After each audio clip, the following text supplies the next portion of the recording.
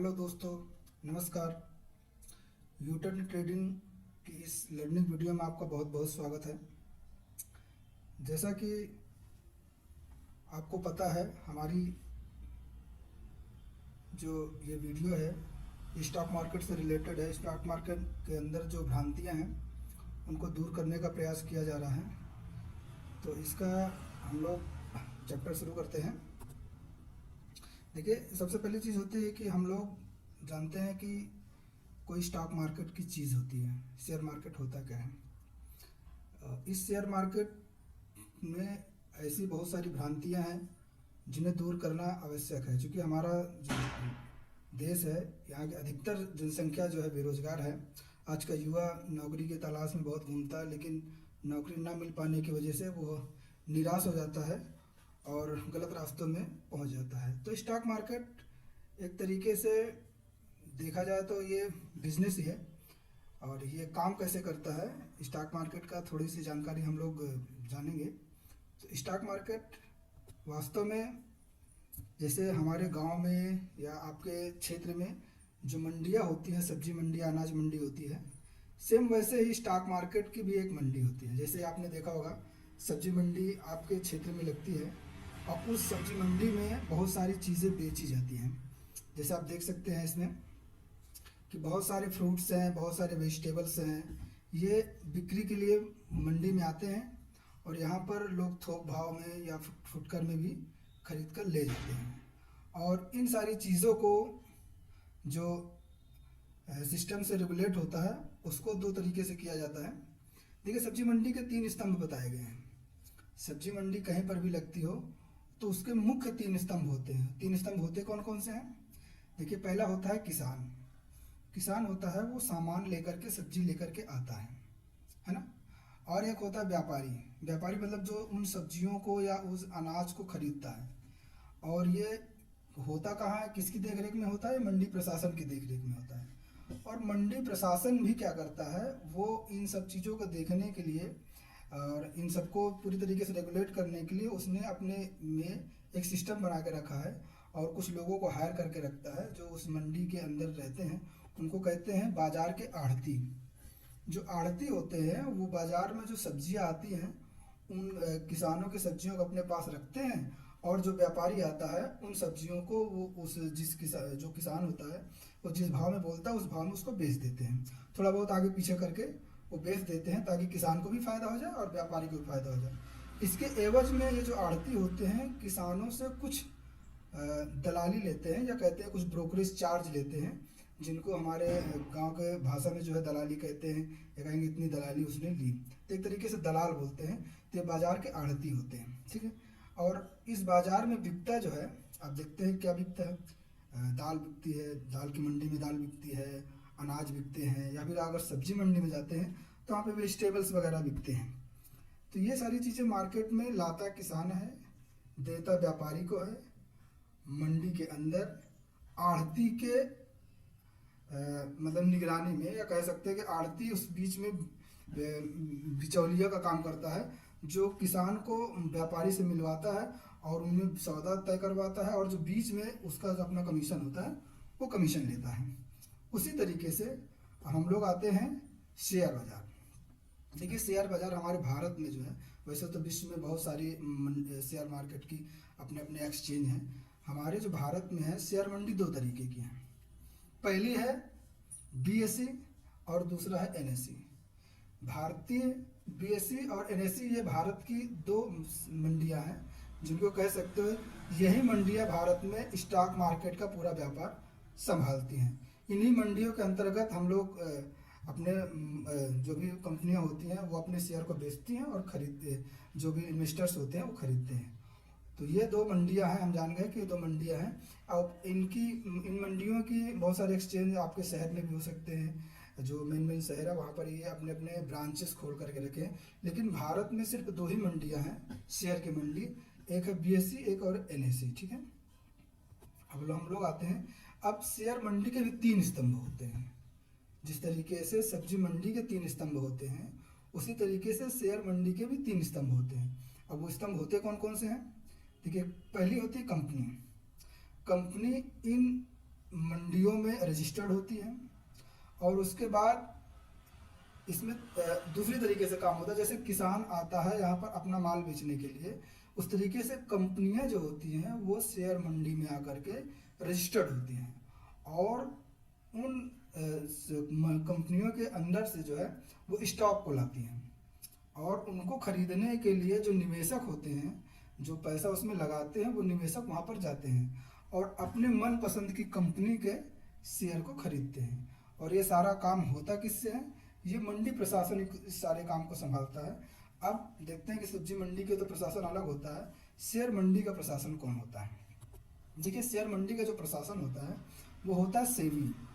ये जो दोनों मंडियों में जितना भी लेन देन होता है ये सेबी के अंडर में होता है, सेबी के निगरानी में होता है। और ये जो सेबी होती है ये सारी मंडियों के जो आपके कंपनियां होती हैं उनके सारे लेन देन का लेखा जोखा सेबी अपने अंडर में रखती है, ताकि किसी भी निवेशक को किसी प्रकार की कोई भी दिक्कत का सामना ना करना पड़े।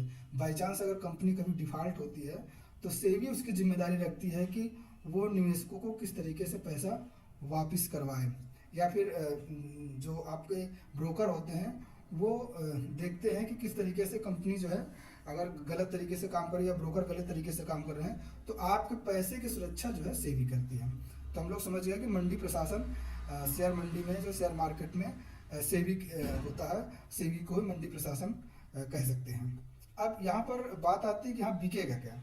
देखिए, यहाँ पर बिकता कुछ नहीं है, और बिकता भी है। बिकता कुछ नहीं का मतलब यहाँ पर कोई फिजिकली जो है आपको लेन देन नहीं होता है, यहाँ पर टोकन मनी चलती है। टोकन मनी का मतलब होता है एक कूपन मिलता है और उस कूपन के तहत ही आपको मिलता है। स्टॉक का कोई वजूद नहीं है। स्टॉक एक डिजिटल क्या कहते हैं, डिजिटल कह सकते हो, डिजिटल प्रोडक्ट होता है जो हर कंपनियों के अपने अलग अलग स्टॉक्स होते हैं, और उनको सेबी के निगरानी में कंपनी और निवेशक दोनों आपस में एक तरीके से समझौता करके और स्टॉक को खरीदते बेचते हैं। जैसे कंपनी का कोई भी स्टॉक है, उसको जो निवेशक होता है देखा कि उसका रेट कम है तो उसने कंपनी से कह करके ऑनलाइन कंप्यूटर के द्वारा या मोबाइल के द्वारा उस कंपनी के स्टॉक को खरीद लिया और उस रेट का उसने पैसा कंपनी को पे कर दिया। कंपनी को पे नहीं होता, वैसे वो तो शेयर मंडी से के अंदर ही रहता है और वो सेबी के अंतर्गत ही जमा रहता है, ठीक है। और उसके बाद आपके रेट का जब कंपनी ने प्रॉफिट दिया वो आपके रेट का हो गया, आपने उस कंपनी को जो है स्टॉक को बेच दिया, तो वो फिर तुरंत बिक भी जाता है ना। उसी तरीके से आप किसी भी कंपनी या फिर किसी छोटी कंपनी, बड़ी कंपनी, या फिर जो इंडेक्स होते हैं, ऑप्शन या फ्यूचर जो भी आप खरीदते हैं, तो ये सारी चीज़ें सेबी की निगरानी में होता है। और इसका जो मेन टारगेट होता है, ये काम कैसे करता है उसको हम लोग आगे वीडियो में इसका चार्ट वगैरह के बारे में बताएंगे। तो लेकिन यहाँ पे हम मेन बात करते हैं कि ये वायदा बाजार जो होता है, यहाँ पर सेबी जो है आपके पैसे की पूरी तरीके से सुरक्षा रखती है, और कंपनी यहाँ पर अपने स्टॉक को बेचता है, एक तरीके से अपने कंपनी के कूपन्स को बेचता है, और आप उस कूपन को खरीद करके सस्ते दाम में खरीदते हैं और महंगे दाम में बेच देते हैं। जो भी आपका टारगेट है उस हिसाब से टारगेट से आप बेच देते हैं। आप एक दिन में भी आप कंपनी का स्टॉक खरीद सकते हैं और सेम डे बेच सकते हैं, 5 मिनट के अंदर खरीद करके बेच सकते हैं। अगर आपको प्रॉफिट मिल रहा है, 1 दिन रख सकते हैं, 2 दिन रख सकते हैं, 10 दिन रख सकते हैं, 1 साल रख सकते हैं, 5 साल रख सकते हैं, 10 साल रख सकते हैं, 100 साल तक भी अपने स्टॉक को उस कंपनी से लेकर के रख सकते हैं। एक तरीके से आप उस कंपनी के साझेदार हो जाते हैं। कंपनी कहती है कि हमारे पास पैसा नहीं है, आप हमारे कंपनी में पैसा लगाइए और जो भी प्रॉफिट होगा आपके दिए हुए पैसे का जो भी बेनिफिट होगा, जो भी परसेंटेज होगा, वो आपको हम देते रहेंगे। तो कंपनी अगर 5 मिनट में भी बेनिफिट कमा रही है तो 5 मिनट में भी आपको जो है मिल सकता है। एक तरीके से आप जो सेबी का या फिर सेबी का अंडर में जिस कंपनी का आप स्टॉक खरीदते हैं, तो जितना स्टॉक खरीदते हैं उतने परसेंट का आप कंपनी के ऑनर बन जाते हैं। मेन कंपनी तो कंपनी होती है, लेकिन आप उसके निवेशक बन करके आप जो है सही ओनर बन करके अपने आप को प्राउड फील कर सकते हैं कि मैं भी कंपनी का मालिक हूँ, ये कह सकते हैं ना। तो अब बात आती है कि शेयर बाजार के आढ़ती कौन कौन होते हैं। जैसे आपका जो है आप सब्जी मंडी के भी आढ़ती बहुत सारे होते हैं, इस तरीके से शेयर बाजार के कुछ आढ़ती होते हैं, जिन आढ़तियों में एंजल ब्रोकिंग हो गया, आपका कोटक सिक्योरिटीज हो गया, एक्सिस डायरेक्ट हो गया, जीरोधा हो गया, एस बी आई कैप हो गया। इस तरीके से बहुत सारे ब्रोकर्स हैं जो शेयर बाजार में रजिस्टर्ड हैं। सेबी के थ्रू। और इन्हीं के थ्रू आप माल खरीद सकते हैं, मतलब इन्हीं के थ्रू आप स्टॉक को खरीद सकते हैं और स्टॉक को बेच सकते हैं। डायरेक्ट आप ना बीएसए से खरीद सकते हैं ना एनएसई से खरीद सकते हैं, ना बीएसए एनएसई से किसी से नहीं खरीद सकते हैं। इन ब्रोकर के थ्रू ही आप उस माल को खरीद सकते हैं और बेच सकते हैं। और ये ब्रोकर जो है आपको जो सुविधाएं उपलब्ध कराते हैं उसका ये लोग ब्रोकरेज चार्ज लेते हैं। जिस तरीके से शेयर बाजार में जो होता है, वो सॉरी आपका क्या कहते हैं, सब्जी मंडी में जो होता है, जो आड़ती होती है, आप अपने सब्जी को जो है उस आड़ती के दुकान पे रख देते हैं और कहते हैं भैया ये इस दाम के अगर ये बिके तो आप बेच दीजिएगा। उसी तरीके से कंपनियां जो है अपने स्टॉक को जो है रखती हैं। तो ये ब्रोकर जो होते हैं उनमें रजिस्टर्ड जब होते हैं तो इनके पास पूरी लिस्ट आ जाती है कि किस कंपनी का स्टॉक क्या रेट में है, तो आपको प्रोवाइड कराते हैं। आप इन स्टॉकों को, किसी भी स्टॉक को आप खरीद या बेच सकते हैं और उसका बेनिफिट आपको मिलता रहता है। तो यहाँ तक हम लोग समझ गए हैं कि शेयर बाजार के आड़ती और सब्जी मंडी के आड़ती सेम होते हैं, बस अर्थ इसको डिजिटल कर दिया गया है ताकि आप जैसे किसी कंपनी का है, अब आपको अगर रिलायंस का आपको रिलायंस में इन्वेस्ट करना है और रिलायंस का साझेदार बनना है तो आपको अनिल अंबानी से मिलना पड़ेगा, मुकेश अंबानी से मिलना पड़ेगा, या फिर आप जो है अडानी पोर्ट में लगाना चाहते तो अडानी से मिलना पड़ेगा। तो इस तरीके से अगर आप किसी प्रोडक्ट को किसी कंपनी का स्टॉक अगर आप खरीदते हैं तो उसके ऑनर से मिलना पड़ेगा। लेकिन यहाँ पर आप उस कंपनी के स्टॉक को खरीद सकते हैं और आप उस कंपनी के ऑनर से कभी मिलेंगे भी नहीं, उसका चेहरा भी नहीं देखेंगे, लेकिन जो भी फायदा कंपनी आपको, जितना भी बेनिफिट कंपनी को मिलेगा उस हिसाब से आपके शेयर का, आपके द्वारा जो स्टॉक खरीदा गया उसका जो परसेंटेज होता है, जो बेनिफिट्स होता है वो आपको मिलेगा। और जब कभी लॉस भी होगा तो कंपनी को जितना लॉस होगा उस हिसाब से आपका जो परसेंटेज है उस हिसाब से आपको लॉस भी बुक करना पड़ेगा। तो यहाँ पर इस तरीके से शेयर बाजार और हमारे मार्केट के जो लोकल मार्केट की जो मंडियाँ होती हैं उस पर कंपेयरिंग करके बताया गया है। तो ये सारी और इस तरीके से आपको पूरी जानकारी दी गई है। आपको ये वीडियो कैसा लगा, ये वीडियो के बारे में आप अपने कमेंट्स दीजिएगा और चैनल को सब्सक्राइब कीजिएगा। भविष्य में हम लोग इसी से रिलेटेड एकदम देहाती भाषा में जो भी चीज़ें हैं आपको पूरी तरीके से समझाएंगे ताकि हमारे देश का युवा भी वो आकर के कम से कम इतना तो कर सके कि अपने गांव में या फिर कहीं पर भी ये स्टॉक मार्केट की जानकारी लेकर के वो अच्छे से इसमें अर्निंग कर सकें। तो मिलते हैं अगली वीडियो में, तब तक के लिए।